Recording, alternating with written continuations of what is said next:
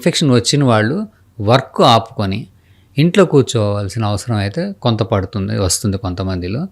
ఒక సింగపూర్ లాంటి కంట్రీలో డేటా ఏం చెప్తుందంటే 30% ఇన్ఫెక్షన్ అడ్మిషన్ రేట్స్ ఎక్కువైనాయి హాస్పిటల్కి.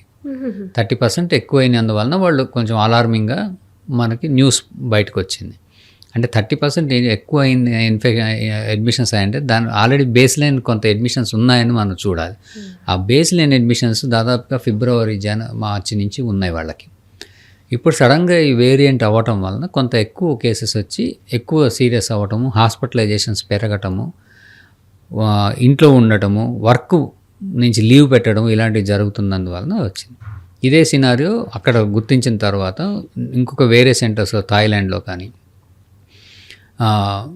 హాంకాంగ్లో అలానే ఇప్పుడు మన ముంబైలో ఇట్లా కొన్ని డిఫరెంట్ సెంటర్స్లో వస్తున్నాయి. సో అంత వర్రీ అవ్వాల్సిన అవసరం లేదు. అలా అని పూర్తిగా వదిలేయడం అనేది కూడా కరెక్ట్ కాదు.